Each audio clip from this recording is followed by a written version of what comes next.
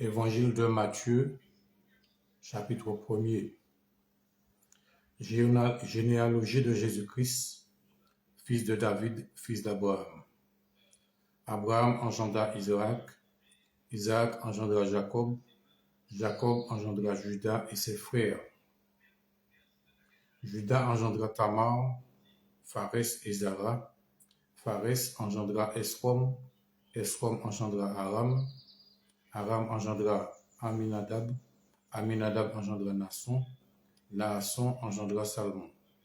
Salmon engendra Boaz de Rahab, Boaz engendra Obed, Obed de Ruth, Obed engendra Isaïe. Isaïe engendra David, le roi David engendra Salomon de la femme d'Uri.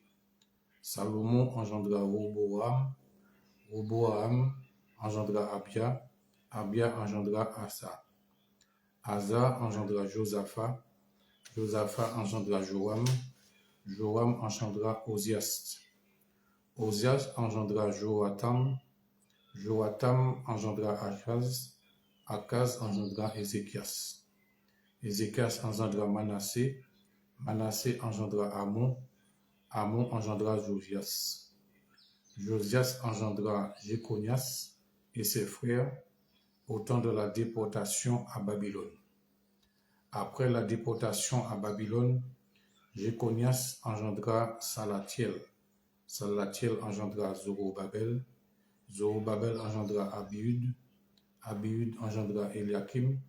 Eliakim engendra Azor. Azor engendra Sadok. Sadok engendra Hakim. Hakim engendra Eliud. Eliud engendra Éléazar. Éléazar engendra Matan. Matan engendra Jacob. Jacob engendra Joseph, l'époux de Marie, de laquelle est né Jésus, qui est appelé Christ.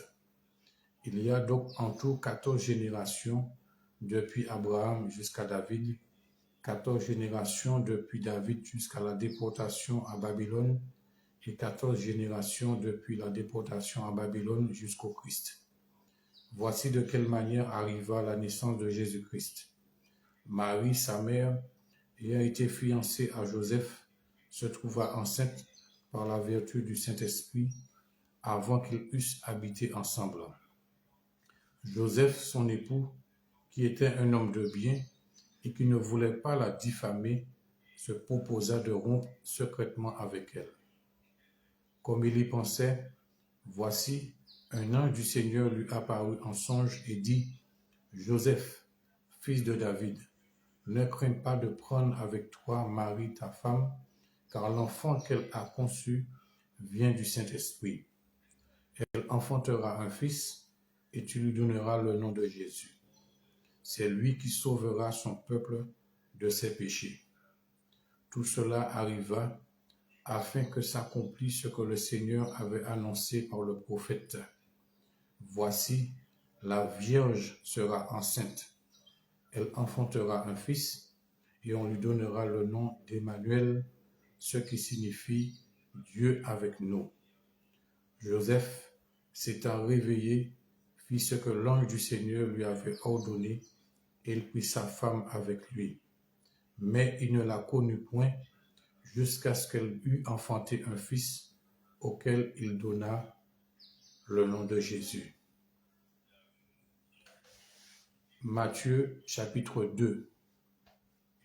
Jésus étant né à Bethléem, en Judée, au temps du roi Hérode, voici des mages d'Orient arrivèrent à Jérusalem et dirent : où est le roi des Juifs qui vient de naître ? Car nous avons vu son étoile en Orient et nous sommes venus pour l'adorer. Le roi Hérode, ayant appris cela, fut troublé et tout Jérusalem avec lui. Il assembla tous les principaux sacrificateurs et les scribes du peuple, et il s'informa auprès d'eux où devait naître le Christ. Ils lui dirent : à Bethléem en Judée, car voici ce qui a été écrit par le prophète. Et toi, Bethléem, terre de Juda, tu n'es certes pas la moindre entre les principales villes de Juda, car de toi sortira un chef qui pétra Israël, mon peuple. Alors Hérode fit appeler en secret les mages et s'enquit soigneusement auprès d'eux depuis combien de temps l'étoile brillait. Puis il les envoya à Bethléem en disant: Allez et prenez des informations exactes sur le petit enfant. Quand vous l'aurez trouvé, faites-le-moi savoir, afin que j'aille aussi moi-même l'adorer. Après avoir entendu le roi, ils partirent.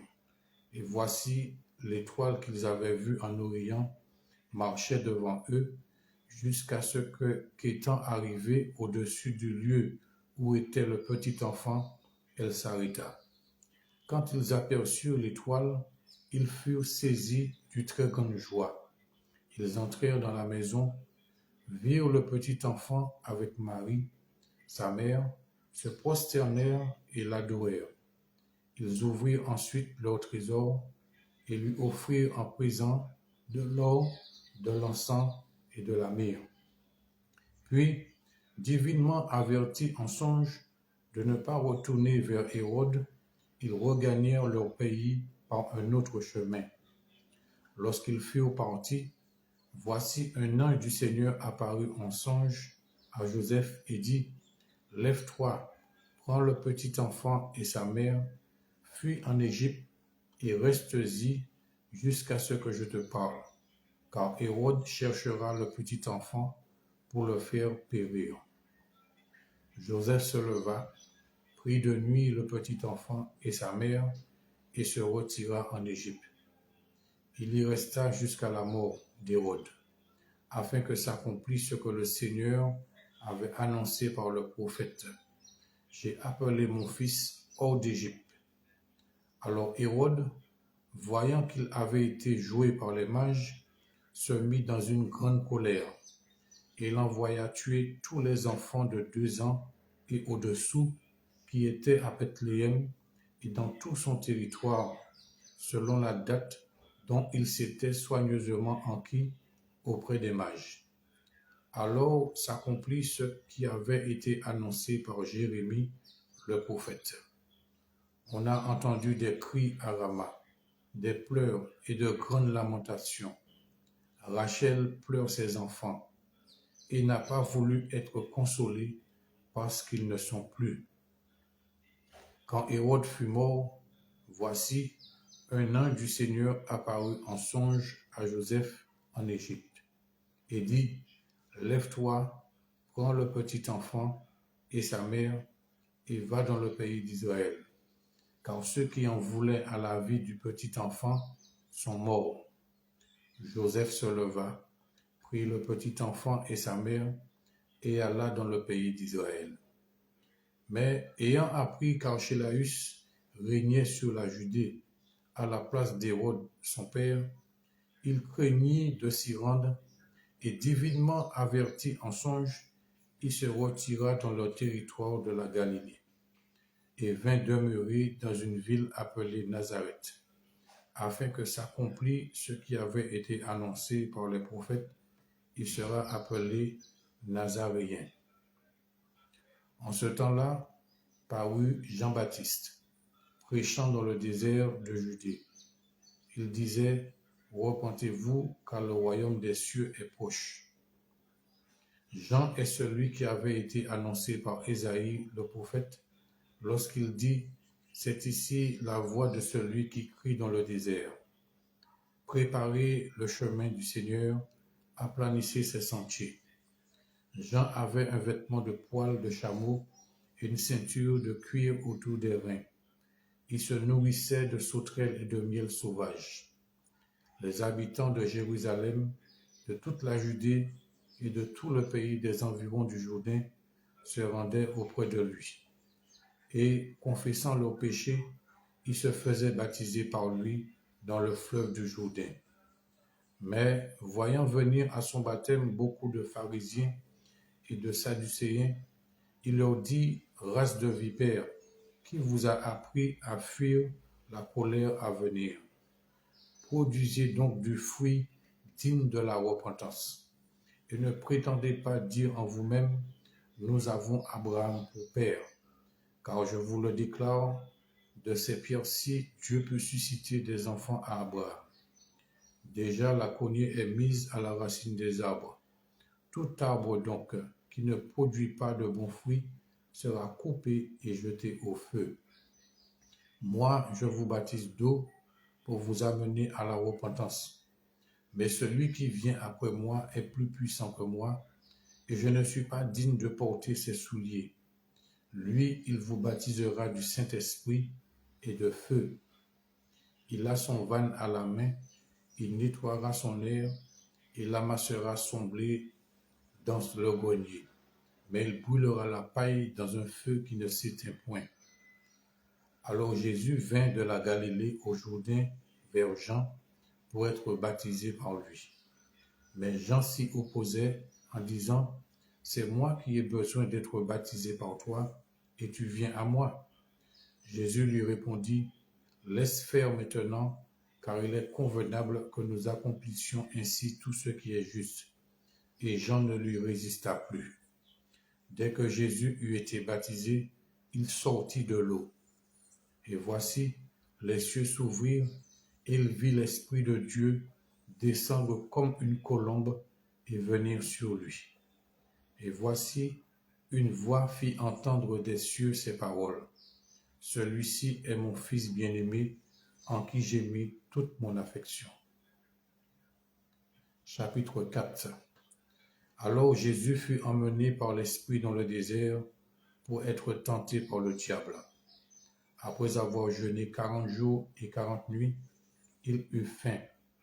Le tentateur, s'étant approché de lui, lui dit, « Si tu es fils de Dieu, ordonne que ces pierres deviennent des pains. » Jésus répondit, « Il est écrit, l'homme ne vivra pas de pain seulement, mais de toute parole qui sort de la bouche de Dieu. » Le diable le transporta dans la ville sainte, le plaça sur le haut du temple et lui dit, « Si tu es fils de Dieu, jette-toi en bas, car il est écrit, il donnera des ordres à ses anges à ton sujet, et ils te porteront sur les mains, de peur que ton pied ne heurte contre une pierre. » Jésus lui dit, « Il est aussi écrit, tu ne tenteras point le Seigneur, ton Dieu. » Le diable le transporta encore sur une montagne très élevée, lui montra tous les royaumes du monde et leur gloire, et lui dit, « Je te donnerai toutes ces choses si tu te prosternes et m'adores. » Jésus lui dit, « Retire-toi, Satan, car il est écrit, tu adoreras le Seigneur, ton Dieu, et tu le serviras lui seul. » Alors le diable le laissa, et voici, des anges vinrent auprès de Jésus et le servaient. Jésus, ayant appris que Jean avait été livré, se retira dans la Galilée. Il quitta Nazareth et vint demeurer à Capernaum, situé près de la mer, dans le territoire de Zabulon et de Nephtali, afin que s'accomplisse ce qui avait été annoncé par Ésaïe le prophète. Le peuple de Zabulon et de Nephtali, de la contrée voisine de la mer, du pays au-delà du Jourdain et de la Galilée des Gentiles, ce peuple assis dans les ténèbres a vu une grande lumière. Et sur ceux qui étaient assis dans la région et l'ombre de la mort, la lumière s'est levée.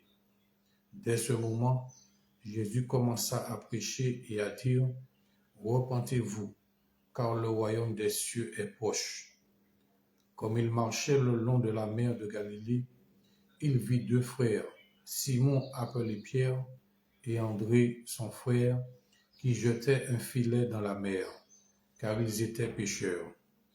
Il leur dit, « Suivez-moi, et je vous ferai pêcheurs d'hommes. » Aussitôt, ils laissèrent les filets et le suivirent. De là, étant allé plus loin, il vit deux autres frères, Jacques, fils de Zébédée, et Jean, son frère, qui étaient dans une barque avec Zébédée, leur père, et qui réparaient leurs filets. Il les appela, et aussitôt ils laissèrent la barque et leur père, et le suivirent. Jésus parcourait toute la Galilée, enseignant dans les synagogues, prêchant la bonne nouvelle du royaume et guérissant toute maladie et toute infirmité parmi le peuple. Sa renommée se répandit dans toute la Syrie, et on lui amenait tous ceux qui souffraient de maladies et de douleurs de divers genres, des démoniaques, des lunatiques, des paralytiques, et il les guérissait. Une grande foule le suivit de la Galilée, de la Décapole, de Jérusalem, de la Judée et d'au-delà du Jourdain. Chapitre 5. Voyant la foule, Jésus monta sur la montagne et, après qu'il se fut assis, ses disciples s'approchèrent de lui, puis, ayant ouvert la bouche, il les enseigna et dit : « Heureux les pauvres en esprit, car le royaume des cieux est à eux. Heureux les affligés, car ils seront consolés. Heureux les débonnaires, car ils hériteront la terre. Heureux ceux qui ont faim et soif de la justice, car ils seront rassasiés. Heureux les miséricordieux, car ils obtiendront miséricorde. Heureux ceux qui ont le cœur pur, car ils verront Dieu. Heureux ceux qui procurent la paix, car ils seront appelés fils de Dieu. Heureux ceux qui sont persécutés pour la justice, car le royaume des cieux est à eux. Heureux serez-vous lorsqu'on vous outragera, qu'on vous persécutera, et qu'on dira faussement de vous toutes sortes de mal à cause de moi. Réjouissez-vous et soyez dans l'allégresse, parce que votre récompense sera grande dans les cieux. Car c'est ainsi qu'on a persécuté les prophètes qui ont été avant vous. Vous êtes le sel de la terre. Mais si le sel perd sa saveur, avec quoi la lui rendra-t-on? Il ne sert plus qu'à être jeté dehors et foulé aux pieds par les hommes. Vous êtes la lumière du monde. Une ville située sur une montagne ne peut être cachée. Et on n'allume pas une lampe pour la mettre sous le boisseau, mais on la met sur le chandelier et elle éclaire tous ceux qui sont dans la maison. Que votre lumière luise ainsi devant les hommes, afin qu'ils voient vos bonnes œuvres et qu'ils glorifient votre Père qui est dans les cieux.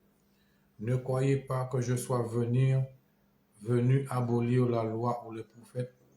Je suis venu non pour abolir, mais pour accomplir. Car je vous le dis en vérité, tant que le ciel et la terre ne passeront point, il ne disparaîtra pas de la loi un seul iota ou un seul trait de lettre, jusqu'à ce que tout soit arrivé. Celui donc qui supprimera l'un de ces plus petits commandements et qui enseignera aux hommes à faire de même, celui-là sera appelé le plus petit dans le royaume des cieux. Mais celui qui les observera et qui enseignera à les observer, celui-là sera appelé grand dans le royaume des cieux. Car, je vous le dis, si votre justice ne suit pas celle des scribes et des pharisiens, vous n'entrerez point dans le royaume des cieux. Vous avez entendu qu'il a été dit aux anciens, « Tu ne tueras point. Celui qui tuera mérite d'être puni par les juges. » Mais moi, je vous dis que quiconque se met en colère contre son frère mérite d'être puni par les juges. Que celui qui dira à son frère Raka mérite d'être puni par le Sanhédrin, et que celui qui lui dira insensé mérite d'être puni par le feu de la géhenne. Si donc tu présentes ton offrande à l'autel, et que là que tu te souviennes que ton frère a quelque chose contre toi, laisse là ton offrande devant l'autel, et va d'abord te réconcilier avec ton frère. Puis, viens présenter ton offrande. Accorde-toi promptement avec ton adversaire pendant que tu es en chemin avec lui, de peur qu'il ne te livre au juge, que le juge ne te livre à l'officier de justice et que tu ne sois mis en prison. Je te le dis, en vérité, tu ne sortiras pas de là que tu n'aies payé le dernier cadran. Vous avez appris qu'il a été dit, tu ne commettras point d'adultère. Mais moi, je vous dis que quiconque regarde une femme pour la convoiter a déjà commis un adultère avec elle dans son cœur. Si ton doigt est pour toi une occasion de chute, arrache-le et jette-le loin de toi. Car il est avantageux pour toi qu'un seul de tes membres périsse et que ton corps entier ne soit pas jeté dans la géhenne. Et si ta main droite est pour toi une occasion de chute, coupe-la et jette-la loin de toi. Car il est avantageux pour toi qu'un seul de tes membres périsse et que ton corps entier n'aille pas dans la géhenne. Il a été dit que celui qui répudie sa femme lui donne une lettre de divorce. Mais moi je vous dis que celui qui répudie sa femme, sauf pour cause d'infidélité, l'expose à devenir adultère. Et que celui qui épouse une femme répudiée commet un adultère. Vous avez encore appris qu'il a été dit aux anciens, tu ne te parjureras point, mais tu t'acquitteras envers le Seigneur de ce que tu as déclaré par serment. Mais moi je vous dis de ne jurer aucunement, ni par le ciel, parce que c'est le trône de Dieu, ni par la terre, parce que c'est son marchepied, ni par Jérusalem, parce que c'est la ville du grand roi. Ne jure pas non plus par ta tête, car tu ne peux rendre blanc ou noir un seul cheveu. Que votre parole soit oui, oui, non, non. Ce qu'on y ajoute vient du malin. Vous avez appris qu'il a été dit œil pour œil et dent pour dent, mais moi je vous dis de ne pas résister aux méchants. Si quelqu'un te frappe sur la joue droite, présente-lui aussi l'autre. Si quelqu'un veut plaider contre toi et prendre ta tunique, laisse-lui encore ton manteau. Si quelqu'un te force à faire 1 000, fais-en 2 avec lui. Donne à celui qui te demande, et ne te détourne pas de celui qui veut emprunter de toi. Vous avez appris qu'il a été dit, tu aimeras ton prochain et tu haïras ton ennemi. Mais moi je vous dis, aimez vos ennemis, bénissez ceux qui vous maudissent, faites du bien à ceux qui vous haïssent, et priez pour ceux qui vous maltraitent et qui vous persécutent, afin que vous soyez fils de votre Père qui est dans les cieux. Car il fait lever son soleil sur les méchants et sur les bons, et il fait pleuvoir sur les justes et sur les injustes. Si vous aimez ceux qui vous aiment, quelle récompense méritez-vous? Les publicains aussi n'agissent-ils pas de même? Et si vous saluez seulement vos frères, que faites-vous d'extraordinaire? Les païens aussi n'agissent-ils pas de même? Soyez donc parfaits comme votre Père céleste est parfait. Amen. Donc nous arrêtons aujourd'hui au chapitre 5 et nous allons continuer au chapitre 6 la prochaine fois. Que Dieu vous bénisse et vous pouvez réécouter ces paroles et les partager au nom de Jésus-Christ. Que Dieu vous bénisse et à bientôt.